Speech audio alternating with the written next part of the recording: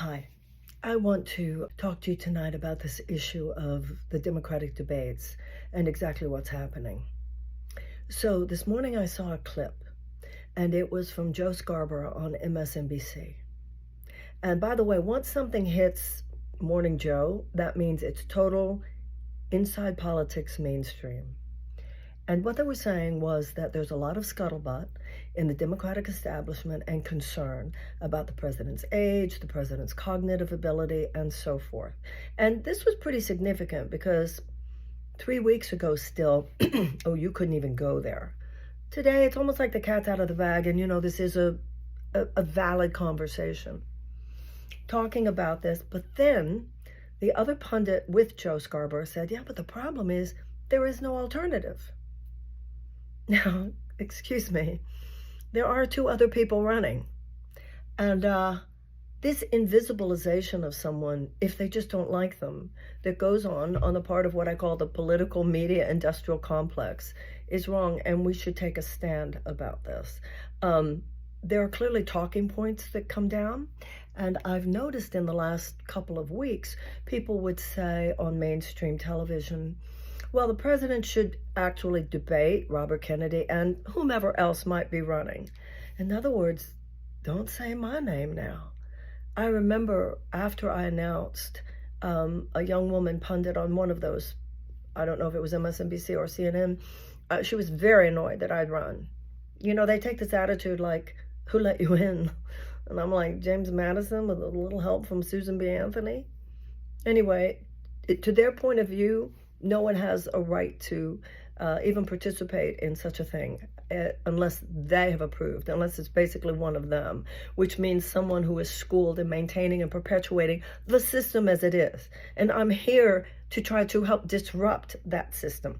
But be that as it may, I heard this woman say, well, I think the way we should deal with her is just to pretend that she's not here.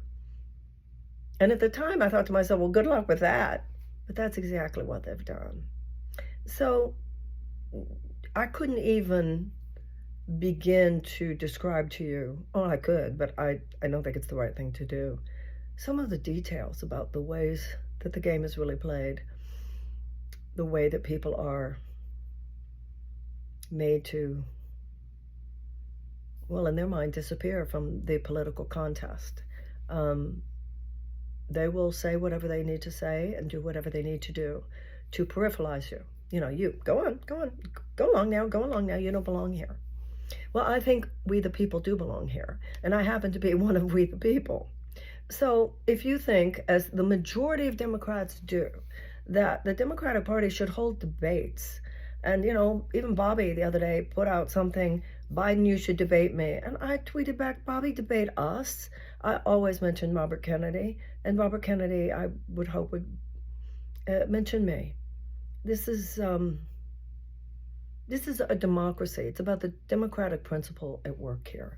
So I just hope that you will help me take a stand when you see people write things and say things. Of course, one of the other big ones is that I'm not a serious candidate. I'm the one who is serious about the Willow Project and canceling it. I'm the one who is serious about hungry children. I am the one who is serious about many of the things that I find the Biden administration almost frivolous about, or at least acting too slowly and too incrementally.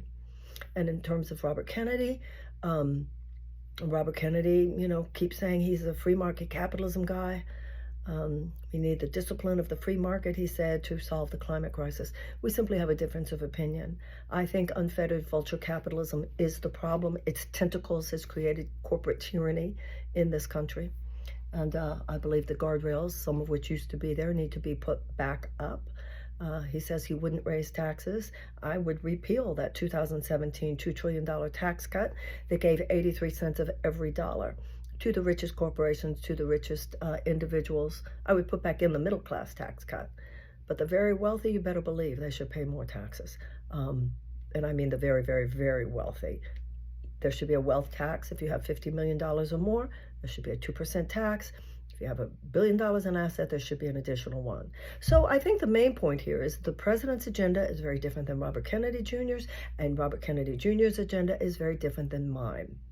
Mine is for a fundamental economic U-turn, a massive infusion of economic hope and opportunity into the lives of the average American, the life of the average American. And the American people have a right to hear what each of us has to say, what each of us would do with the levers of power that go along with the presidency. So, of course, they call qualified only someone who is part of their club. And I say, a lot of people in their club should probably retire now. Okay, help me out if you agree with me. Please go to Marianne2024.com. Please donate. That's the way we can create a big enough staff to really override the machine. And it is a machine which would have you believe that your only choices should be who they choose for you to choose among. Okay? Much love. Have a wonderful night.